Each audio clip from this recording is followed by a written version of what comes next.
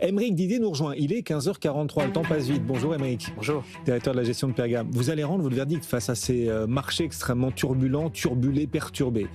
Ce moment qu'on va vivre, ce verdict que vous allez rendre, est-ce que vous l'assumez ? Oui, j'estime et je l'assume que lorsque l'incertitude devient quotidien, il faut garder les bons réflexes sur la gestion des actifs en bourse.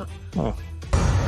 Quand on ressent l'urgence tous les jours avec ce conflit au Moyen-Orient, ses impacts potentiels, quand on ressent toutes ces urgences au quotidien, l'urgent en fait c'est d'attendre, c'est ça votre message ? C'est de garder les bons réflexes en effet, parce que quand on va par exemple sur le marché obligataire, c'est de se rappeler que si on a acheté une obligation, d'encaisser son coupon et d'être remboursé à l'échéance, c'est ce qu'on a acheté au départ. Et ça, c'est important de le rappeler, de revenir aux basiques et de se souvenir de pourquoi on a fait cet investissement. Et dans le marché action, c'est un peu pareil.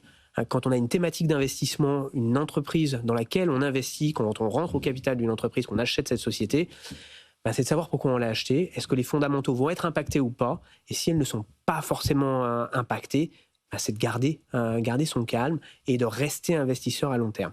Par contre, ça n'empêche pas de faire des ajustements et de profiter un tout petit peu à certains moments de ces moments de stress pour faire quelques arbitrages. Alors les arbitrages qu'on fait habituellement, c'est souvent lorsqu'on a du cash, toujours garder une part de cash pour les investir progressivement, au fur et à mesure des baisses qu'on connaît, parce que souvent ça c'est une technique qui marche assez bien. Toujours refaire du cash quand on a des marchés qui sont normalisés pour ces moments-là. Et quand on a justement ces moments de stress, c'est de se délester, toujours se repositionner, de se dire est-ce qu'il y a des actions qui vont vraiment remonter ou pas, dans lesquelles j'ai encore confiance ou pas, et d'aller chercher celles qui vont vraiment rebondir. Parce qu'à la fin de la journée, finalement, on a toujours des jours meilleurs qui arriveront à un moment donné. Donc, c'est d'aller chercher les entreprises qui vont rebondir. On le voit dans les journées d'hier. Qu'est-ce qu'elles sont, pourquoi elles sont très importantes les journées comme celles qu'on a hier, c'est pour déceler les entreprises qui vont faire partie du rebond potentiel. Donc on voit que des sociétés, notamment tech, ont rebondi. On voit que les bancaires ont rebondi très fortement.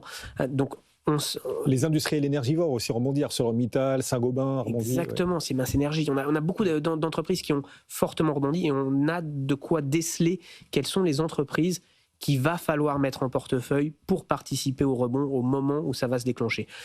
Personne ne sait quand est-ce que ça va arriver. Donc clairement, il est urgent d'attendre, mais quand même, de temps en temps, faire des versements programmés, investir de manière ordonnée, avec une certaine technique, parce qu'au final, de temps en temps, se dire j'investis un peu tous les jours, un peu toutes les semaines, ça paye dans les moments comme ça. Ouais. Mais il faut même le faire automatiquement, j'ai envie de dire, sans y penser. Il faut que ça se fasse malgré vous. Quoi. Et bien sûr. Tenir le cap. Il faut être très froid. L'investissement, c'est quand même de temps en temps des choses extrêmement froides. Une fois qu'on a trouvé les sociétés dans lesquelles on va investir, d'être froid sur les investissements et de ne pas regarder tous les jours, toutes les secondes, les marchés, c'est souvent la meilleure des choses à faire.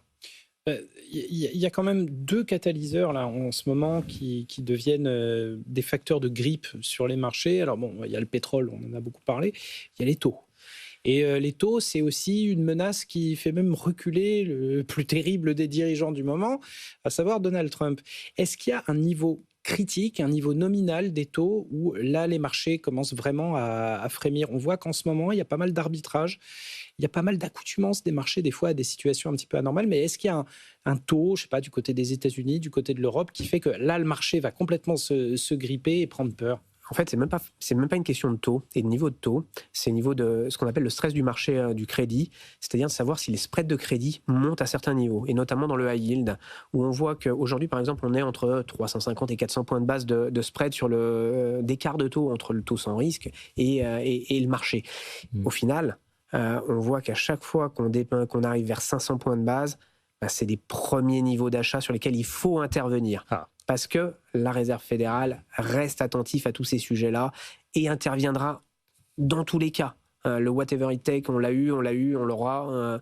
Il faut être logique et rationnel. On ne fera pas un deuxième Lehman, ils ne laisseront pas une deuxième fois des grandes banques tomber, ils ne mettront pas à plat l'économie globale d'un pays ou d'une grande zone géographique. Tout sera mis en œuvre pour ne jamais casser le joujou. Donc quand vous voyez par exemple que les taux américains s'approchent des 4,5 pour le 10 ans, voire des 5%, quand vous voyez qu'on arrive de zones vraiment critiques, surtout au lieu d'avoir peur, revenez sur le marché, c'est votre idée en fait. Exactement, 5% c'est un niveau, quand on rajoute à ça le spread de crédit, c'est un must-have. Donc aujourd'hui, parce que pour une raison claire, c'est qu'on est payé pour le risque. On est payé pour attendre. C'est la beauté du marché obligataire notamment, c'est qu'on a les coupons courus qui courent tous les jours. Donc ça joue énormément. Attention évidemment quand on investit en dollars, ne pas oublier le risque de change, parce que pour le coup, il peut être dévastateur sur les performances des portefeuilles. Donc c'est pour ça de temps en temps, les taux européens, c'est pas mal aussi. Et oui, tiens, sur le FIX, BFM Bourse, là, je vois cette question. Il s'appelle, c'est son pseudo, Davidia. Il nous écrit et il nous demande, alors voilà, c'est une valeur qui consomme beaucoup d'énergie, un groupe très énergivore, mais qui progresse quand même en bourse. Ça l'étonne, Davidia. Le titre Verallia. Pourquoi Verallia progresse-t-il depuis plusieurs jours alors que c'est un gros consommateur d'énergie?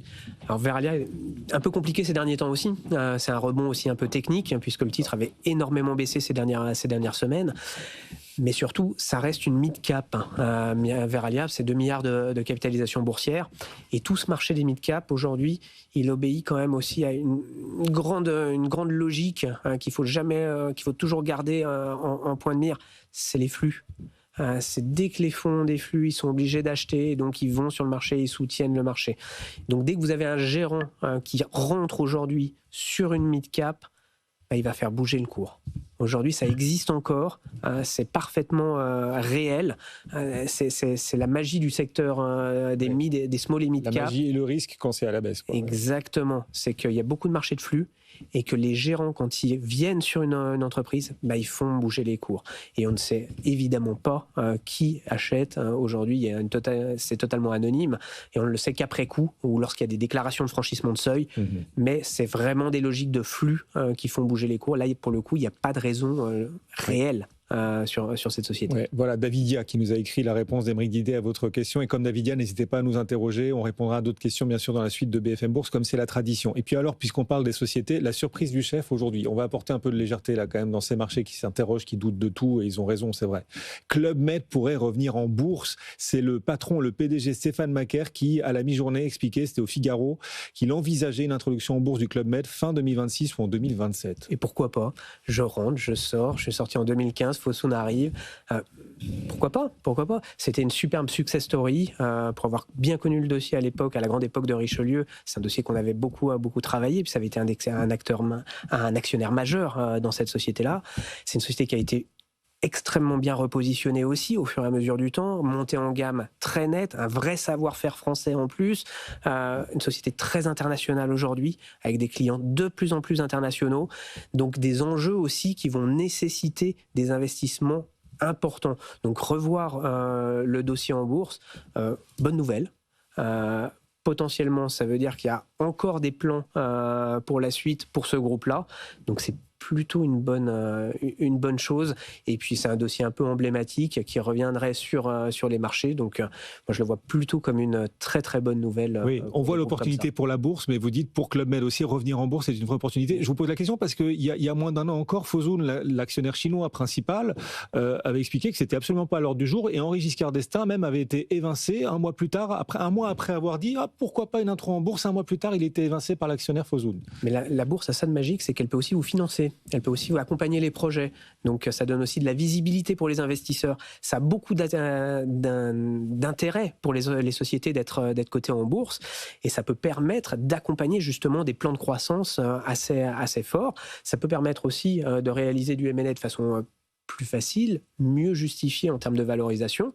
Donc aujourd'hui, pour une belle entreprise qui a une certaine visibilité et une valeur de la marque notamment, ça peut être un gros plus d'être coté en bourse. La valeur de la marque, il y a un an, justement, Henri Giscard d'Estaing, alors patron, disait si on s'introduit en bourse, on aurait une valeur d'à peu près 2 milliards d'euros. Il disait Club Med, c'est 2 milliards en bourse. Il faut revoir les chiffres exactement pour voir si ça les vaut ou pas, si c'est pas cher ou très cher. Mais en tout cas, ça reste la marque vaut quelque chose parce que elle est emblématique, et encore une fois, c'est un groupe qui a fait une belle mue. Donc c'est assez sympa de les voir potentiellement revenir sur les marchés. Potentiellement, vous avez raison d'insister dessus, même si c'est le PDG Stéphane Macaire qui dit que donc Club Med envisage un retour en bourse. Il précise quand même, nonobstant la validation par l'actionnaire principal. Mais on imagine que s'il le dit, c'est qu'il en a discuté. C'est qu'il y a des discussions qui sont en cours, et encore encore une fois... Il n'a peut-être pas pris les mêmes risques qu'Henri Giscard d'Estaing il y a un an, quoi. On ne connaît pas le timing non plus, on ne connaît pas le pourcentage non plus du capital qui pourrait être mis sur le marché. Il y a beaucoup d'incertitudes, d'inconnues. Mais en tout cas, ça fait plaisir parce qu'on n'a pas eu beaucoup d'introductions depuis le début de l'année. C'est un marché qui est assez fermé, et particulièrement en ce moment encore plus. Oui. Donc s'il pouvait y avoir un peu d'animation, ça serait plutôt des bonnes choses. L'éventuel retour du Club Med en bourse. Merci beaucoup, Aymeric Didet, de nous avoir accompagnés.